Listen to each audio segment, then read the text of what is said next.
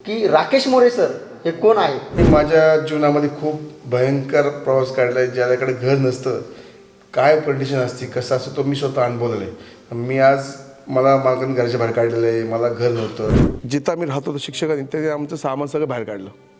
भिकारी लोकांची जी लाईन असते ना, तिथे संध्याकाळी जेवण येतं बघा त्या लोकांना वाटायला, त्या लाईनीसुद्धा आम्ही थांबून जेवण घेतले.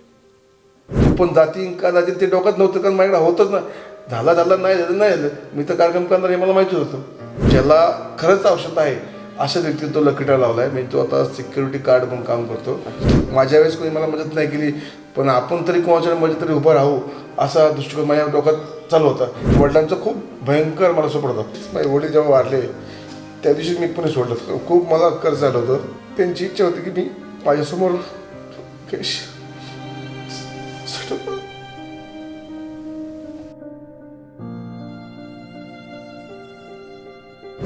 नमस्कार, जय जिजाऊ, जय शिवराय, जय बाळमामा. मी अँकर राज शिनारे. अँकर राज शिनारे या यूट्यूब चॅनलमध्ये आपल्या सर्वांचं स्वागत आहे. मी आज अशा व्यक्तीसोबत बसलेलो आहे की ज्या व्यक्तीनं खऱ्या अर्थानं पुणे शहरामध्ये मुक्ताई गार्डन या ठिकाणी लाडक्या मुलीच्या वाढदिवसाच्या निमित्तानं भव्य असा लकी ड्रॉ ठेवला होता. या लकी ड्रॉमध्ये 300 रुपयाच्या कुपनमध्ये भव्य असा रो हाऊस 50 लाख रुपयेपर्यंतचा गिफ्ट म्हणून ठेवला होता. अशा बहुआयामी अशा व्यक्तिमत्वासोबत मी आज बसलेलो आहे. नमस्कार. नमस्ते. आपल्या सगळ्यांच्या सोबत आहेत सन्मान्य माहिराज डेव्हलपरचे सर्वेसर्वा प्रसिद्ध उद्योजक राकेश मोरे सर. नमस्ते. तर त्यांच्या जीवन प्रवासाविषयी आपण त्यांच्याशी दिलखुलास गप्पा आपण या ठिकाणी मारत आहोत. आता सध्या संपूर्ण महाराष्ट्रात फक्त एकच चर्चा आहे, 300 रुपयाच्या कुपनमध्ये 50 लाख रुपये किमतीचा रो हाऊस जिंका. आणि ही संकल्पना तुम्ही पुढे आणली आणि आपली चर्चा सर्वत्र झाली. प्रत्येकाला एक आतुरता आहे की राकेश मोरे सर हे कोण आहेत हे जाणून घेण्यासाठी प्रत्येकजण आतुरतेने वाट बघत आहे. म्हणून आज आपण या ठिकाणी एकत्र आलेलो आहोत. आणि माहीच्या वाढदिवसाच्या निमित्तानं हा भव्य असा रो हाऊस तुम्हाला गिफ्ट म्हणून का ठेवा वाटला? कल्पना कशी आली म्हणजे मी माझ्या जीवनामध्ये खूप भयंकर प्रवास काढला आहे. ज्याच्याकडे घर नसतं, काय कंडिशन असते, कसं असतं, तो मी स्वतः अनुभवलेलं आहे. मी आज मला मालकाने घराच्या बाहेर काढलेलं आहे. मला घर नव्हतं. तो सगळा प्रसंग माझ्या डोळ्यासमोर आहे. आणि माझी कंस्ट्रक्शन कंपनी, तर मी लोकांसाठी काय करू शकतो, तर आपण नक्की तरी त्यातून म्हणजे बोलायचं म्हणजे असं की ज्याच्याकडे घर नाही त्याच्या आजच्या कंडिशनला आज रेट इतके जास्त आहेत, कोणी घेऊ शकत नाही. आणि भयानक बांधकामाचे रेटसुद्धा जास्त आहेत. तर कोणाला तरी घर द्यायचा हा विचार डोक्यात पासून चालू होता की आपल्याकडे नाही, पण आपल्याकडून तरी कोणाला तरी देणं घेणं झालं पाहिजे. माझ्या वेळेस कोणी मला मदत नाही केली, पण आपण तरी कोणाच्या मध्ये तरी उभं राहू असा दृष्टिकोन माझ्या डोक्यात चालू होता की काय करायचं म्हणून. तर म्हणलं आता माझ्या मुलीचा बड्डे आला आहे, तर काहीतरी आपण थोडंसं चेंजिंग करूया. माझ्या मिसेसची मी चर्चा केली, नंदिनीची, माझी मिसेसचं नाव नंदिनी आहे, ती चर्चा केली की ती म्हणली की आपण एखाद्याला घर द्यायचा प्रयत्न करता येईल का आपला. ती म्हणली आम्ही प्रत्येक म्हणलं आमच्याकडे आहे, म्हणजे माझ्याकडे जवळपास या स्कीममध्ये जवळपास 60 रोज होते, तर 60मधून 5 रोज माझ्याकडे आहेत, तर 5मधून आपण 1 रोज देऊ शकतो. पण कसं द्यायचं, कसं मार्फत द्यायचं, म्हणजे कोणाला आपण तर घे बाबा असं तर बोलू शकत नाही, तुला फ्री देतो म्हणून तर बोलू शकत नाही. म्हणून लकी ड्रॉ ठेवला. मग लकी ड्रॉचं आयोजन केलं. पण लकी ड्रॉमध्ये बी 300 रुपयाचं कुपन ठेवलं, म्हणजे काय ज्याला आहे तो घेऊ शकतो, ज्याला वाटतं माझ्याकडे घर नाही मला लागेल अशा दृष्टिकोन आम्ही तो लकी ड्रॉ ठेवला. मग लकी ड्रॉ मार्फत तर तुम्ही तर सगळं आता बघितलं की लकी ड्रॉ तुम्ही कार्यक्रम आपण कसा आयोजित केला, काय केला, त्याच्यामार्फत ज्याला खरंच आवश्यकता आहे अशाच व्यक्तीला तो लकी ड्रॉ लावला आहे. म्हणजे तो आता सिक्युरिटी गार्ड म्हणून काम करतो, कारण त्याचं नाव सचिन कदम म्हणून आहे, तर त्यांना तो रॉस लागला. म्हणजे आमच्या डोक्यात जी ध्येय सार्थकी होतं की कोणाला लागावं, तर त्या व्यक्तीला ते बरोबर भेटलं आहे. ती पण बाळमामाचीच पुण्य आहे. ती बाळमामाची पुण्य आहे. त्यांनीच काहीतरी मला सुचवलं असेल की बाबा ह्या व्यक्तीला तर घर द्यायचं आहे, आणि त्याच्यामार्फत कसं पोहोचवतं मी मला माध्यम त्यांनी ठेवलं, आणि ती कल्पना आपण पुढं कंटिन्यू करून त्यांच्यापर्यंत ते घर पोहोचलं. म्हणजे शेवटी मी नाही केलं तर त्यांनाच अशी कल्पना आली असेल, त्यांनी ते घडवून आणलं आणि त्यांच्यापर्यंत ते पोचलं. आणि हा कार्यक्रम सुद्धा एकदम यशस्वी झाला. मला खूप लोकांनी बोललं की ट्रोल केलं की सक्सेस नाही होणार, तुम्ही फसणार, मला नाही होणार, ते तुमच्या अडचणी येणार, तुम्ही कसं देणार काय ना. मला भीती नव्हतीच पाहिजे, कारण माझ्याकडे होतं ऑलरेडी ना. मला काही विकत वगैरे काही घ्यायचं नव्हतं, ऑलरेडी माझ्याकडे आहे, मी देऊ शकतो. फक्त कार्यक्रम सक्सेस होईल, कुपन जातील का जातील ते डोक्यात नव्हतं, कारण माझ्याकडे होतंच ना. झाला नाही झालं, मी तर कार्यक्रम करणार हे मला माहितीच होतं. त्यामध्ये डोक्यातच नव्हतं की सक्सेस होईल ना होईल. मी म्हणलं 100 लोक आले कुपन गेले तरी मला द्यायचेच आहे आणि 10,000 कुपन गेले तरी मला द्यायचेच आहे. पण ते देवाच्या कृपेने बाळूमाच्या कृपेने ते कुपनही गेले आणि कार्यक्रमही सक्सेस झाला. कुठंच कुठल्या प्रकारची काय अडचण आली नाही. म्हणजे 100 कुपन जरी आले असते तरी मी देणार. माईचा बर्थडे 30 तारखेला होता. तुम्ही सगळ्या पत्रिकावर हे केले होते आणि ते तुम्ही देणार होताच. म्हणजे ते फक्त मनातून श्रद्धा होती की आपल्याला समाजासाठी काहीतरी करायचं. काय होतं, आपणही समाजाचं काही देणं घेणं असतो. आता आपण आपल्यावर जी वेळ आली ती इतर कोणा येऊ नये. कोणाच्या तरी मागं कोणतरी आहे बाबा म्हणणार. जसं मी म्हणतो की आज पण मला कोण बोलत नाही की राकेश मी आहे तुझ्या पाठीमागं नको का. तसं त्या व्यक्तीला तरी आदर वाटला बाबा कोणतरी समोर आपला व्यक्ती आहे की तो आपल्याला हेल्प करेल. मला अजूनही वाटतं की मला कोणतरी बोलावं की मी आहे म्हणून. पण मी हमेशा म्हणतो की माझे बाळूमामा आहेत माझ्या पाठीमागं, मी त्यांना धरून चालतो. चला मी आहे माझ्या पाठीमागं बाळूमामा आहेत, मला काही टेन्शन नाही. मी एवढंच बोलतो हमेशा. म्हणजे आयुष्यभर माणसं संघर्ष करतात, पुण्यामध्ये येतात, परंतु त्यांचं आयुष्य जातं, परंतु त्यांना शेवटपर्यंत घर घेता येत नाही. परंतु तुम्ही अशी एक संकल्पना मांडली की आपण घर प्रत्येकाला देऊ शकत नाही, पण एखाद्या व्यक्तीचं तर आयुष्याचं कल्याण करू शकतो, त्यांच्या आयुष्यामध्ये काहीतरी. कारण माझ्याकडे आहे म्हणून मी देऊ शकतो. कारण मी नसतं तर मी नसतं काही प्रयत्न केला. चला माझ्याकडे आहे म्हणलं द्यायला काहीच हरकत नाही आणि द्यायचं माध्यम लकी ठरवलं आहे. आता तसा विचार जर तुम्ही जो करताय तसं समाजामध्ये अनेक श्रीमंत लोक आहेत, त्यांच्याकडे भरपूर प्रॉपर्टी आहे, भरपूर फ्लॅट आहेत, रो हाऊस आहेत, परंतु ती देण्याची दानत सुद्धा त्यांच्यामध्ये असायला हवी. हा सुद्धा तुमचा काही मेसेज समाजाला तुम्हाला द्यायचा आहे? आणि मी तरी म्हणतो प्रत्येक समाजातून जो कोण व्यक्ती असेल ज्याच्याकडे जे काय बनतंय, ज्याच्याकडे ते काय जे आहे तर माझ्याकडे घरं बनतात तर मी घर प्रयत्न करतो. प्रत्येक बिझनेसमॅननी प्रत्येक व्यक्तीने आपल्यातला थोडासा हिचा समाजाकरता द्यायलाच पाहिजे म्हणतो मी. कारण आपण बी कोणाचं तर देणं घेणं असतोच. आज आपल्याकडे आहे ते काय आपल्याकडे बोललो पाहिजेत काय आलेलं नाही, ते आता आपण कमवलं त्याच्यात थोडासा हिस्सा दिलेली आपल्याला काही कमी नाही पडते. उलटं मी जितकं देतो तितकं मला येतं आहे. मग मला मी तो विचार कधी करत नाही की मला जाते आजपर्यंत मी देतोच आहे. पण मला कोणी बोललं नाही की बाबा तू का देतोय कशा. पण मी डोक्यातच नसतं माहिती आहे काय.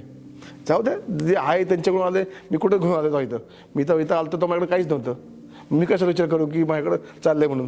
तुमच्या अर्धांगिनी नंदिनी ताईंनी सांगितलं की आमच्याकडं ज्यावेळेस आमच्या मुलीचा जन्म झाला त्यावेळेस आमच्याकडे काहीच नव्हतं, आणि मुलीचा जन्म झाल्यानंतर आमच्या आयुष्यामध्ये भरभराट आली. म्हणजे आमचा जो प्रवास होता हा रस्त्यावरती प्रवास होता, आणि तिथूनच आमच्या आयुष्याला एक कलाटणी मिळाली. तर नेमकं काय कसं तिथून पुढे तुमच्या उद्योग क्षेत्रामध्ये तुमच्या आयुष्यामध्ये जो टर्निंग पॉईंट म्हणतो आपण, तर तो कसा घडला तुमच्या आयुष्यात? एकतर पहिले मी पुणेकरच आहे आणि मी पुणे म्हणजे बोपडीमध्ये मी राहिला आहे. म्हणजे माझं आत्ता जिथं घर आहे म्हणजे मम्मीचं तर राहिलं आहे. माझा जन्मच तिथं झाला आहे. म्हणजे माझ्या वडिलांचं एक छोटंसं जनरल स्टोअर आहे अजून बी जिथं आहे ते. आत्ता जस्ट आम्ही माझे वडील आता वारले वरून एक 8 ते 9 वर्ष झाली माझे वडील जाऊन. त्यांचंही खूप माझ्यावर भरपूर प्रेम होतं. त्यांनाही वाटत होतं की आपल्या मुलांनी काहीतरी आपलं सेट हो हे हो. मी हे ते काहीतरी करायचं. प्रत्येकाला वाटायचं की हा आता काहीतरीच करतो. प्रत्येक गोष्टी लॉस होतो. इथं केलं की ते लॉस होतं. ते शेवटी बिझनेस म्हणला की बॅकिंग नसतं काही नसतं. आपण आपलं तयार करायचं. ते लोकांना वाटायचं की हा काहीतरीच करत असतो असा दृष्टिकोन तो चालू होता.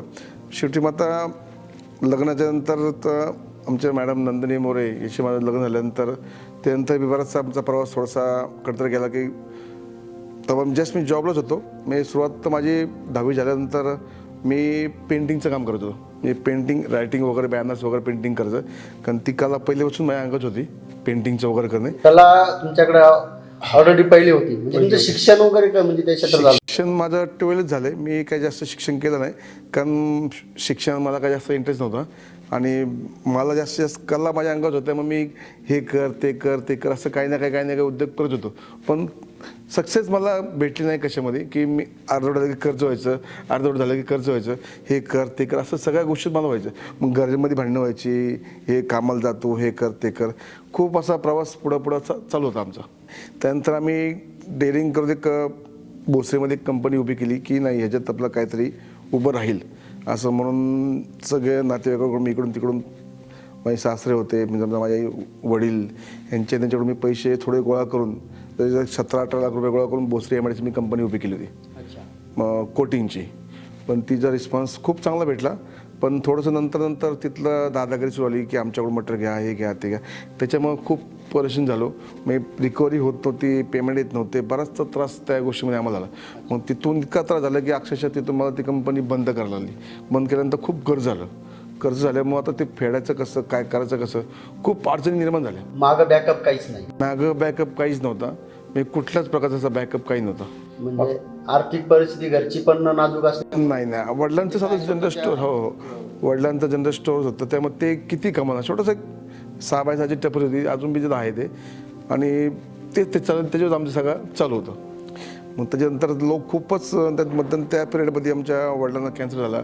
त्यामुळे जे काय थोडेफार पैसे होते कुठून इकडून तिकडून जमा करून त्या ट्रीटमेंटलाही भरपूर खर्च आला. शेवटी जे काही करता वडील पण राहिले नाही आणि पैसेही गेले.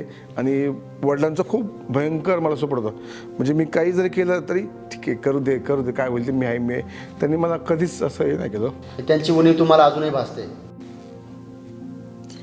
त्यांचं एकच म्हणतो की हमेशा माझ्या डोळ्यासमोर माझा मुलगा मोठा व्हावा. आज झाले ते बघायला ते आज नाही आहे. त्यांची इच्छा होती की मी माझ्यासमोर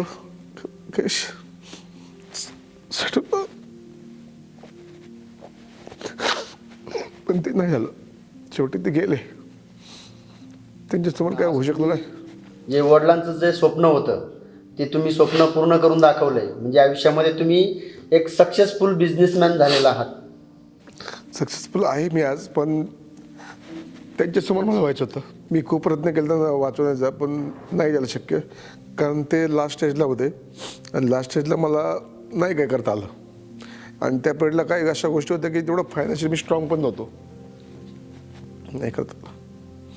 शेवटी मी त्या दिवशीच माझे वडील जेव्हा वारले त्या दिवशीच मी पुणे सोडलं. कारण खूप मला कर्ज झालं होतं भयंकर. मी कुठं जायचं म्हणून सातारा गाठलं. सातारात म्हणजे माझी मेहुणी होती. त्यांना मी काय सांगितलं नाही, काय नाही, आम्ही जातोय. त्यांना आम्ही जवळपास तिथं 2-3 महिने सातारात होतो. तिथं काय काम केलं तुम्ही साताऱ्यामध्ये? सातारा तिथं जाऊन काय करायचं हा प्रश्न पडला. तर मला तिथून सुरू कुठून करायचं, काय करायचं, नवीनच, म्हणजे आता सगळं नवीन होतं. आमच्याकडचे तर गेलं तर आमच्याकडे घर सुद्धा नव्हतं. पण एक जवळच्या व्यक्तीने आम्हाला सांगितलं की तुम्ही तिथे जाऊन राहा म्हणून. एक शिक्षक होते तिथले, त्यांनी आम्हाला आश्रय दिला. त्यांनी बोलले की डिपॉझिट वगैरे नका देऊ तुम्ही, पण थांबा येतं. पण ते थोडे पुरतं त्यांनी आम्हाला सहकार्य केलं. पण तिथं तर काम तर केलं पाहिजे, पैसे तर आले पाहिजे. हा काळ कधी म्हणजे साल कोणतं होतं त्यावेळेस? ते आता माझ्या मुलीला झाले तर जवळपास 10 वर्ष, म्हणजे आज 26, म्हणजे 14-15चाच काळ तो होता साताराचा. त्यावेळेस तुमच्याकडे म्हणजे काहीच हे नव्हतं? काहीच नव्हतं माझ्याकडं. मी जस्ट माझ्याकडे स्वतःचा CP होता, तो घेऊन मी निघालो. कारण मला वाटतं की मला काही काम नाही भेटलं तर ॲटलीस्ट मी कुठं जाऊन ते डिझायनिंग प्रिंटिंग तरी करेल. हो, डिझाईनचं मला डिझाईन प्रिंटिंग मी काम करत होतो. काही नाही भेटत मी तिथं जाऊन ते तरी करेल असं विषय होता. म्हणजे असं म्हणतात पण कला आहे माणसाकडे, ती कला माणसाला मरू देत नाही, म्हणजे किंवा उपाशी ठेवत नाही.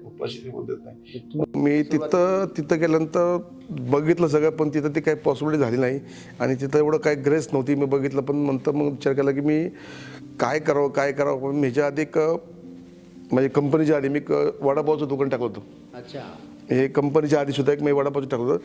मग ती थीम मी इथं वापरली. म्हणलं त्याला वडापावचं तर काहीतरी करूया आपण. म्हणलं नाही, काही नाही होते. कुठं चालू केलं वडापाव? मी सातारामध्ये वडापावचं काम चालू केलं. शॉप घेतला, जिथं एक वडापाव सुरू केलं, एक जम्बो वडापाव सुरू केलं. रिस्पॉन्स जिथं चांगला भेटला, चांगला सेल होत गेला. पण आजूबाजू लोक जिथं मला परत त्रास झाले की हा कोण आहे, कुठून आला, कशाला आला, ह्याला त्रास द्यायला सुरू केलं. मग त्यांनी काही नगरपालिकेला सांगून ते माझं दुकानसुद्धा बंद केलं. अरे बाप. मग ते बंद केल्यामुळं येणार कुठून, काय पैसे येणार कुठून, काय कुठून. मग शेवटी अशी परिस्थिती आली की घरचं भाडं सुद्धा देता येत नव्हतं. म्हणजे मग असं त्या पिरियडला जिथं आम्ही राहत होतो शिक्षकांनी ते आमचं सामान सगळं बाहेर काढलं. म्हणजे माझी मिसेस प्रेग्नंट होती. मी त्या पिरियडला असं कामच्या नादात शोधत होतो, पण त्यांनी सगळं सामान बाहेर काढलं. आता बाहेर काढल्यानंतर त्यांना मी रिक्वेस्ट केली की थोडे दिवस थांबा वगैरे असं. पण त्यांनी तो काय सपोर्ट नाही केला. सामान सहित आम्हाला बाहेर काढलं. मग सातारामध्ये आम्ही सिव्हिल हॉस्पिटलला ट्रीटमेंट केली. मी तिथंच बरं जाऊन मला बाहेरच मी राहिलो. आम्ही हॉस्पिटलच्या बाहेरच. कारण आम्हाला हॉस्पिटलमध्ये अक्षरशः आम्ही तिथलं जेवण जेवत होतो. जवळजवळ आम्ही तिथं 10 दिवस मी तिथं होतो. मुलगा माझा त्या पिरियडला असेल 2 वर्षाचा होता, छोटा होता. 2 वर्षाचा, 2-2.5 वर्षाचा मुलगा होता. आणि डिलिव्हरीचं काम चालू होतं सगळं. त्यासुद्धा वेळेस आमच्या डिलिव्हरीचे सुद्धा कोणी आमच्यासोबत पण नव्हतं. सगळी डिलिव्हरी आम्हीच. म्हणजे आता हॉस्पिटलमध्ये डेट जवळ आली होती तरी सगळे डॉक्टर बोलत होते की सोबत कोणती लेडीज हवी आहे, कोणती लेडीज हवी आहे. पण त्यांनी बोलले की लेडीजशिवाय आम्ही काय डिलिव्हरी करणारच नाही. मग शेवटी त्यांना म्हटलं मी आहे स्वतः, मी सगळं करतो, तुम्ही करा काय असेल ते. कारण नव्हतं आजूबाजू नव्हतं, मी कोणाला बोलू शकत नव्हतो आणि माझ्याकडे नव्हतंही कोण. जे होईल ते होईल म्हटलं करा. तर शेवटी एक लेडीज स्वतःहून आली. मी बोलले तुमचं मी सगळं ऐकलं, मी यांच्यासाठी थांबते म्हणले, तुम्ही यांची डिलिव्हरी करा. आमची तिची काय ओळख नव्हती कारण ऑलरेडी डेट निघून 4 दिवस झाली होती. म्हणजे जवळपास तारीख होती तिची 27-28 होती, पण ती तारीख ऑलरेडी निघून गेली. डॉक्टर बोलले की लवकरात लवकर तुम्ही करा, ना तर आम्ही गॅरंटी देऊ शकत नाही. मग एक लेडी स्वतःच्या थ्रू आली, तिची आमची काय ओळख पळख काही नव्हती. ती म्हणली मी या ताईसाठी थांबते, तुम्ही यांची डिलिव्हरी करा.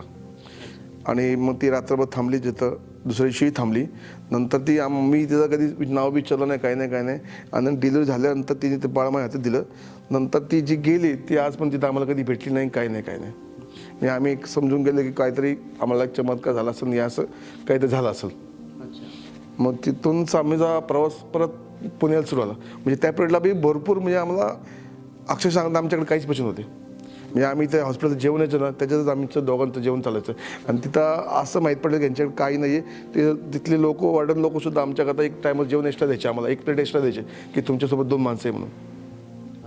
हॉस्पिटलने बी आम्हाला त्या पिरियडला खूप सहकार्य केलं. त्या आता त्या हॉस्पिटलवाल्यांनी आम्हाला 1400 रुपये चेक दिला की तुमची मुलगी झाली म्हणून तुम्हाला आमच्या हॉस्पिटलतर्फे एक 1400 रुपयाचा चेक. त्या 1400 रुपयेसुद्धा आम्हाला वाटत आलं, कारण त्या माझ्या अकाउंटच नव्हतं. होतं ते काही पुण्यामध्ये होतं, मी टाकलं कुठं काय, जवळपास तो चेक माझ्याकडं महिनाभर माझ्याकडे असं पडून होता. इथं यायचा हा प्रश्न पडला, कसं काय करायचं. मग आम्ही ट्रेनने आलो. ट्रेनने बी ती कसं तिकीट काढायला पैसे नव्हते. साताऱ्यावरून पुण्याला. सातारातून आता इथं घरातून सामान बाहेर काढलं तर काहीच नव्हतं, ऑप्शन नव्हता, कुठं जाणार काय करणार. तो विचार करून म्हणलं आता जाताना बी आपल्याला कमीत कमी 150-200 रुपये तिकीट आहे, आमच्या दोघांच्या तर 400-500 रुपये तिकीट आहे, कसं जाणार आणि जाणार तरी कुठं. मग शेवटी आम्ही विचार केला की सातारा स्टेशनला गेलो, रेल्वे स्टेशनमधून. तिथून सकाळी बसलो गाडीमध्ये, वरच्या टॉपला जाऊन सकाळी पाठी जाऊन गाडी बसलो. कोणी आम्हाला बघायला नको, कोणी टीचनी बघायला नको, काय करायला नको, म्हणून वरच्या त्या टॉपला जे असतात जनरलचे तिथं जाऊन झोपलो आम्ही. मग तिथून तो प्रवास आमचा सुरू झाला. कुठं जायचं म्हणून नाही का, असं दिशा पूर्ण दिशाहीन झाले होते. कुठं जायचं ते माहीतच नाही. कारण जायचं कुठं, राहायला घरच नाही आहे तर जाणार कुठून. मग सातारातून मुंबई, मुंबईतून सातारा, सातारातून मुंबई, असे 2-4 दिवस आम्ही ट्रेननीच प्रवास करत होतो. कारण घरच नव्हतं आमच्याकडे, काय करणार आम्ही. नंतर पुढे पुण्यामध्ये आले. नंतर काय करायचं मग आता शेवटी ऑप्शन आला की आता आपलं डायरीमध्ये मी जेव्हा माझी सुरुवातीला मी पेंटिंगचं काम करत होतो त्या पिरियडला DSK विश्वाची साईट चालू होती. त्यावेळेस मी DSK साहेबांचं खूप काम केलं होतं. मी तेव्हा मला ते माहिती होतं की बाबा तिथं साईड आहे, तो एरिया माझ्या परिचयाचा आहे आणि तिथं माझं येणं जाणं होतं, सगळं होतं. त्यामुळे तिथं माझं नक्की काय ना काय तर मी तिथं करेल असं मला वाटत होतं की बाबा चला आपण तिथेच जाऊया. कारण मी घरी जाऊ शकत नव्हतो, कारण घरचं सगळं परिस्थिती खूप बेकार, म्हणजे जाणार कसं, कुठल्या तोंडाने जाणार, असं सगळं होतं. मग आम्ही सामान सगळं आल्यानंतर ST स्टँडला आलो, पुणे स्टेशनवरून निघालो. सगळं सामान जवळजवळ आमचा 5-6 दिवस तो प्रवास चालू होता. घरच नाही, घरी जाणार कुठं, हे जाणार कुठं, कोणाला मदत तरी मागायची कशी, मागितली तर कोण देणार नाही हे बी कल्पना होते आम्हाला. तुमच्या त्यावेळेस आई असतील? आई होती ना, माझी आई होती, पण आई होतं पण काय होतं, जस्ट आमच्या घरात खूप बरेच वाद होते. त्यामुळे मी आईशी नाही संपर्क केला. बरेच प्रॉब्लेम्स होते सगळ्या. माझ्या मागं माझी बहीण आहे, 2 छोट्या बहिणी आहेत, त्यांचे दोघांचे लग्न झालेलं आहे. पण मी नाही कोणाशी संपर्क, काय मला माहिती कुठूनही काही होणार नाही. ते जो पिरियड होता तो खूपच वाईट होता. त्यामुळे कोणाचा सपोर्टिंगचा पाठच नव्हता. म्हणजे कोण असं बाबा राकेश तू घे, मी आहे असं कोणी मला अजून म्हणलं नाही. मी आहे, तुम्ही नको काळजी करू, अजूनपर्यंत मला कोणी बोललं. मला आज हमेशा वाटतं की मला कोणतरी बोलावं की मी आहे राकेश, तुझ्या मागं, नको काळजी करू. अर्धांगिनी माझ्या हमेशा सोबत होती. तिने कधी मला अंतर दिलं नाही. जशी परिस्थिती आहे तसं तिने मला सोबत माझ्या हाटले पैसे असू द्या नसू द्या, तिने कधी मला कधी बोलले नाही की मी हे तुम्हाला सोडून जाते, तुम्हाला हे करते ते करते, कधीच नाही. जशी परिस्थिती तशी ती माझ्यासोबत राहिलेली. खूप म्हणजे संघर्षाच्या काळामध्ये साथ दिली. खूप खूप खूप. कधी तिने मला राकेश तुम्हाला काय हवं आहे का नको, कधी तिने विचारलं नाही. जसं आहे तसं, जेवलं नाही जेवलं जवळजवळ आम्ही 2-2 दिवस रुपये जेवलं नाही, आम्हाला माहिती आहे.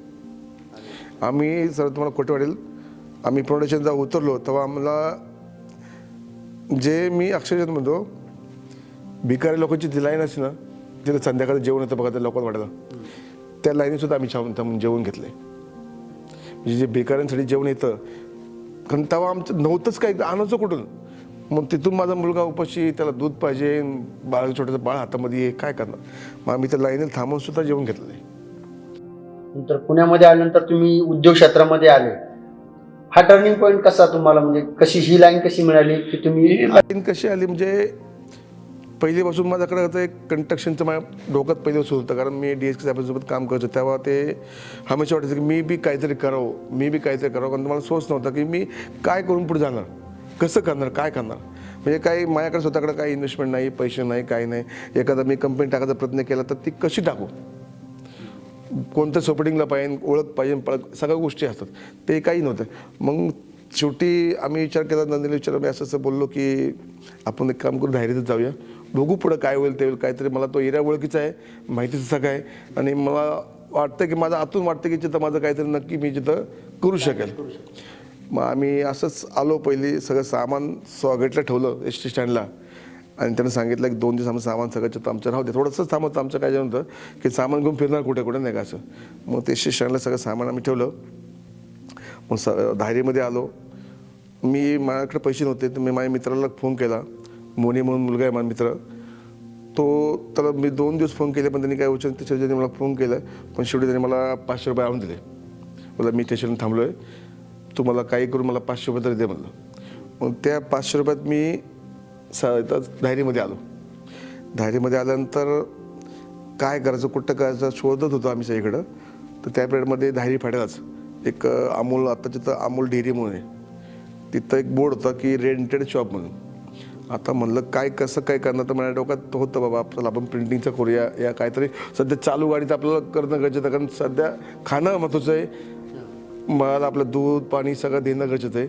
म्हणून ते शॉप त्यांना बोललो, तर त्यांनी मला काय माहिती, त्यांनी मला माहीत नाही काय, पण त्यांनी एका मिनिटात ॲग्री आले. माझ्याकडे काय डिपॉझिटला पैसे नव्हते, काही नव्हते, पण ते बोलले ठीक आहे, हरकत नाही, तुम्ही महिन्याभरात पैसे द्या, मला दुकान ताब्यात घ्या, असं मला ते बोलले. म्हणजे काही विचार नाही केला त्यांनी, काय सरळचं मला ते दुकान ताब्यात दिलं. मग आता म्हणलं मग कसं पुढचं कसं काय करायचं काय. मग मी सामान ते तिथून इथपर्यंत आणलं, आणि जवळपास 7-8 दिवस आम्ही त्या शॉपमध्ये झालो. मग तिथून थोडंसं बोर्डला वगैरे माझ्याकडे पैसे होते, तर मी तिथंच आपलं त्याच मित्र 100 रुपये, त्या 500 रुपये होते, त्याच्यातच बोर्ड लावल्याशिवाय लोक येणार कशी, माहिती पडणार कशी काय अशी त्याची. मग थोडं अजून मी ॲडव्हर्टाईजमेंट सुरू केली तिथं, आणि थोडं माझे रोजचे चला माझं घरापुरतं मला चलन सुरू 4-5. मग मी घर शोधायला सुरुवात केली. तर घर महत्त्वाचं, कारण ती सोसायटी लोक वाटायला लागले की तुम्ही इथं राहता कसं कसं काय करता. जिथं दुकान टाकलं तिथं राहायला पण तिथेच आतमध्ये घरात, कारण काही नव्हतं, जाऊन कुठं. नंतर मी मी काम शोधत होतो, कुठं मला काम भेटते का नाही. आता कुठं तरी बिल्डिंगचं काम आहे, पेंटिंगचं काम आहे. तर मी एक बेंकर वस्तीमध्ये एक बेंकर म्हणून आहेत, त्यांच्या बिल्डिंगचं काम तिथं चालू होतं. तर त्यांना बोललो मी, बाबा असं मी काम आहे, मला काही काम भेटेल का. तर त्यांनी मला त्यांच्या बिल्डिंगच्या नावाचं काम दिलं. मी त्यांच्या बिल्डिंगचं नाव होतं, ते नाव करायचं, त्यांनी मला काम दिलं. मग त्याच्यातून ते माझे जवळपास 15,000 कसं आहे त्याचं बिल होतं माझं ते. तर त्यांना मी बोललो की मला त्यांच्या तिथं त्यांचा बिझनेस होता की घर भाड्याने देणे. म्हणजे त्यांचं ते काम चालू होतं. मी नाही का, त्यांची बिल्डिंग होती आणि ते घर भाड्याने द्यायचे, त्यांचं ते चालू होतं. मग त्यांना मी म्हटलं मला पैसे नका देऊ, मला तुमच्यातलं रूम द्या म्हणलं. अच्छा, त्यांचं काम केल्याच्या बदले घर भाडे. मला काय केलं, डिपॉझिट नाही घेतलं माझ्याकडून. तेवढे मी तुम्हाला डिपॉझिट तुमच्या कामात आम्ही वळती करू, आणि मला घेतलं. मग तिथून त्यांनी मला बेंकरशीला मला घर दिलं. म्हणजे चव्हाणांची शाळा त्यासमोर एक 1 RK मला तिथं भेटला, आणि ते 1 RK मध्ये मी सुरुवात तिथं माझी झाली. म्हणजे माझं दुकान इकडे होतं आणि घर तिथं होतं. मग तिथून मी माझं येणं जाणं सगळं सुरू केलं. माझ्याकडे गाडी नव्हती, काय नव्हती, तसं मी ऑटो रिक्षाने येणं जाणं सगळं करत होतो. माझं पुरेपूर होत नव्हतं काय. शेवटी व्यवसाय म्हणला की हा किडा माणसाच्या डोक्यात चालवतं, काय करायचं काय नाही. त्याच्या गोष्टीतून पुढं चालत होतं आमचं. पण ते माझं मन मला खात होतं की मला नाही जमत नाही. माझं मन मला हमेशा खायचं की मी काय होणार, माझं लाईफ मला असं नव्हतं करायचं. सर, पाहिलं तर तुमचा हा संघर्ष खूप मोठा आहे, परंतु तुम्ही या कंस्ट्रक्शन लाईनमध्ये आला. पण ही सुरुवात तुम्ही कुठून केली? ही सुरुवात माझी म्हणजे कसं, मी आता ते पेंटिंग डिझायनिंग सगळं करत होतो, पण माझ्या डोक्यात माझं गुरुस्थान ते DSK सर होते. त्यांची कंस्ट्रक्शन कंपनी धायरीत होते. तर तेव्हा ते हमेशा आम्हाला त्या पिरियडमध्ये तिथले सगळे इंजिनियर लोक बोलायचे की तू आमच्यासोबत काम कर, आमच्यासोबत काम कर, तुला सगळं नॉलेज आहे, माहिती आहे, तर तू ते का नाही काम करत, ह्या कामात का येत नाही. त्याच्यानुसार मग तो पॉईंट सुरू आला. मी धायरीत आल्यानंतर विचार केला की आता का नवीन माझं पेंटिंगचं काम सुरू असताना, डिझाईनचं काम सुरू असताना माझ्या त्यात भागत नव्हतं. जस्ट फक्त नॉर्मल एक घर फक्त चालत होतं, पण त्याच्यातून माझ्या अंगात जे आहे ते मी कधी बाहेर काढणार, कधी काय होणार. मला जे टार्गेट आहे, मी जे अचिव्हमेंट मला करायचं आहे ते ह्याच्यातून होणार नाही हे मला माहिती होतं.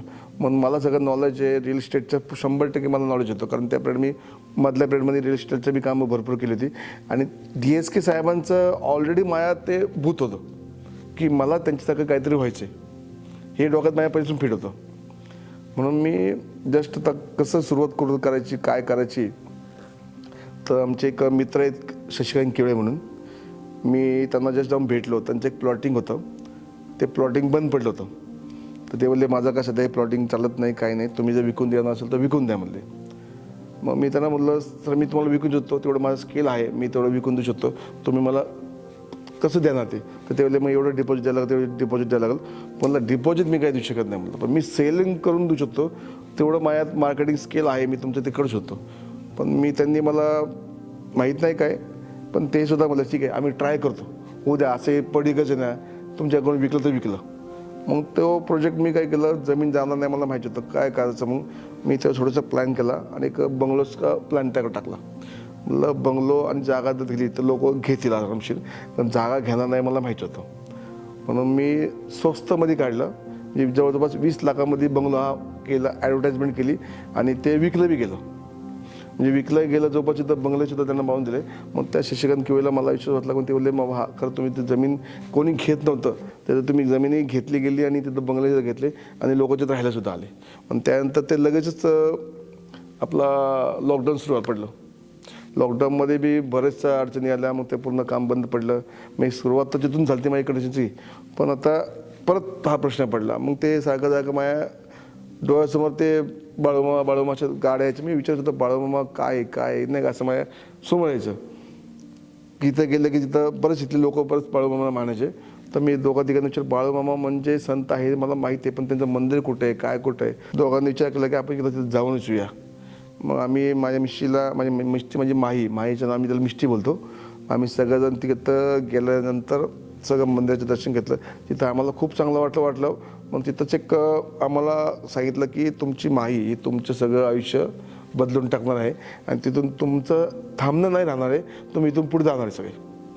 मग त्याच्यानंतर आम्ही आल्यानंतर माझे मित्र एक शिवाजी मते म्हणून, त्यांना मी भेटलो. मित्र म्हणजे त्यांची माझी पहिली काय ओळख नव्हती काय, जे तिथे प्रॉपर होते, त्यांनाही भेटलो. त्यांचा एक तर कोलिवाडीमध्ये एक प्रोजेक्ट चालू होता, असाच प्लॉटिंगचा होता. त्या कोरोनाच्या काळामध्ये तो सुद्धा बंद होता. मग मी त्यांना भेटलो, तर म्हटलं इथं आपण असं काहीतरी प्रोजेक्ट करूया. तर त्यांनी बी मला सुरुवातीला नाही बोलले, पण नंतर ओके म्हणले. मग तिथून मी रो हाऊसची स्कीम तिथून सुरू केली.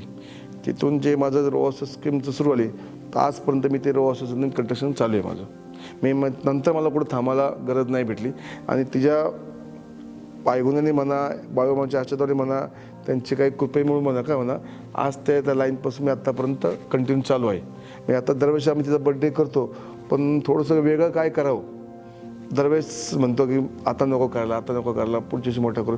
दरवेळेस तिचा मोठा करतो आम्ही, पण वेगळं काहीतरी करायचा हा प्रश्न चालू होता. संत बाळूमामा तुम्ही घरामध्ये त्यांची श्रद्धा म्हणजे पूजा करता, ही श्रद्धा तुमच्याकडं म्हणजे त्यांच्याविषयी अपार अशी श्रद्धा म्हणजे कधीपासून तुम्हाला मनामध्ये आम्हाला माहीत पडलं बाबा संत बाळूमामांचं मंदिर आहे. आम्ही तिथं गेलो, त्यानंतर त्यांच्या सिरियल सुरू आल्या टीव्हीला. मग ते प्रत्येक भाग आम्ही बघत गेलो. बघत गेल्यामुळे त्यांच्याकडची जी आतुरता आमची वाढत गेली. बाबा खरं रिअल आहे, बाळूमामा आहेत आणि त्यांच्याकडे एवढं सगळं त्यांच्या मात खंडोबाचा अवतार आहे, शंकरचा अवतार आहे. आणि जसं आम्ही त्यांची प्रार्थना करतो, रोज पूजा करतो, माझ्या जीवनातही बदल घडत गेला. म्हणजे माझ्या काही गोष्टी होत्या त्या पुढं प्रोसेस ज्या काही थांबत होत्या, मी त्यांचं जरी नाव घेतलं बाळूमामा की माझं हे काम अडतं आहे, माझं होतं, तरी ते सॉल्व्ह होतं. म्हणजे इतकं माझं त्याची श्रद्धा माझ्याकडे वाढली होती. म्हणजे आम्ही दोघं नवरा बायको रोज त्यांना आम्ही आरती करतो. आरती नाही करत, 2-3 जण आरती करतो, पण दिवाबत्ती आमचं रोजचं नियमित असतं त्यांचं. आणि आम्ही जास्त नाही करत, तेवढं पुरतच करतो. पण काही का होईना की बाळूमामांचा माझ्या 100% कृपा आहे. त्यांच्यापासून जसं तिथून आलो, मग तिथं मला कळलं की माझी मुलगी माझं सगळं आयुष्य बदलणार आहे. माझा मुलगाही खूप चांगला आहे, माझा मुलगाचं बी खूप आहे आणि तो बी खूप हुशार आहे. पण दोघांच्या नंतरच आमचा सगळा जीवनप्रवास सगळा बदलला गेला आहे. माहिराज डेव्हलपर्स तुम्ही नावाने तुमचं फंड तुम्ही चालू केलेलं आहे, तर माहिराज डेव्हलपरच्या मागचं तुमच्या माग कन्सेप्ट काय आहे? कन्सेप्ट म्हणजे माझ्या मुलाचं नाव पृथ्वीराज आहे. माझा मुलगा मोठा आहे, म्हणजे तो आता 12 वर्षाचा आहे आणि त्याचं नाव पृथ्वीराज आहे. आणि माझी मुलगी माही, हिला आम्ही घरी मिष्टी बोलतो, पण तिचं नाव माही आहे. माही म्हणजे तिचं म आलं होतं, त्यामुळे तिचं नाव म वरून ठेवायचं म्हणून माही ठेवलं, की 2 अक्षरी ठेवायचं होतं म्हणून माही ठेवलं. म्हणून पृथ्वीराज राज आणि माही असं म्हणून आम्ही ते माहीराज ठेवलं. माहीराज ठेवल्यामुळं जी ग्रोथ आम्हाला मिळाली आमच्या नावाने मुलांच्या दोघांच्या, ती आत्तापर्यंत कंटिन्युटी आहे.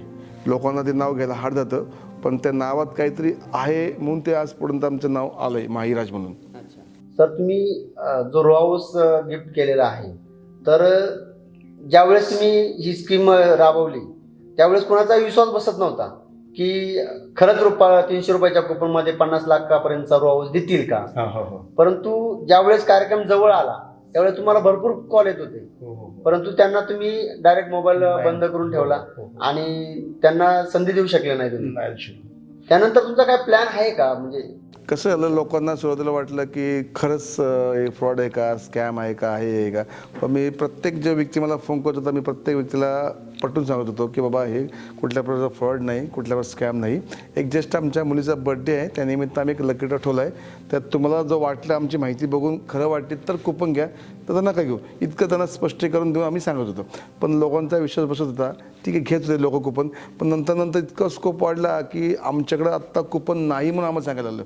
जे आम्ही कुपन बंद केले तरी लोकांचे आज आत्ताही लोकांना माझ्याशी बघा पडतात, सर कुपन द्या आम्हाला कुपन हवं आहे. किंवा आता आम्ही सांगतो संपलं तर बोलतात नाही सर अजून लकी ड्रॉ ठेवा, आम्हाला सहभाग घ्यायचा आहे, आता तुम्ही बोलले तर आम्हाला कुपन लगेच पाहिजे. मग असे इतकं मॅसेज मला पडतात रोजचे. म्हणून मी लोकांच्या आग्रहात आता नवीन एक लकी ड्रॉ परत आयोजित करतो आहे 1 फेब्रुवारीपासून. आणि आत्ता जो मी अनुभव घेतला आहे त्याच्यातून बाबा उपस्थित लोकांना मला काही देता नाही आलं, या काही लोकांपर्यंत ते माझे पोचलं नाही कुपन्स, तर आता मी पूर्ण महाराष्ट्रभर ब्रँडिंग करणार आहे. आणि प्रत्येक जिल्ह्यामध्ये जितके आपले पुणे महाराष्ट्र जेवढे जिल्हे आहेत त्या जिल्ह्यामध्ये 5-5 बक्षीस ठेवतो आहे मी. आणि पूर्ण महाराष्ट्रातून 5 रोज ठेवतो आहे मी. रोज या फ्लॅट दोन्हीपैकी मी काहीतरी डिसाईड करेल ते त्यांना मी ठेवणार आहे. म्हणजे 1 नाही, 2 नाही, 3 नाही, डायरेक्ट 5 ठेवणार आहे. का तर विदर्भामध्ये 1, पश्चिम महाराष्ट्रामध्ये 1, मुंबई साईडला 1, असं नको वाटलं की एकाच एरियामध्ये आलं. तर महाराष्ट्रातून मी 5 डिवाईड करणार आहे. त्या डिवाईडमधून तो एक एरिया वाईज तो रोज या फ्लॅट तो जाईल. आम्ही यावेळेस काय केलं की बाबा असं ठेवलं आहे की उपस्थित जे लोक आहेत त्यांच्यामध्ये 1 फ्लॅट या रोज आम्ही तिथं देणार.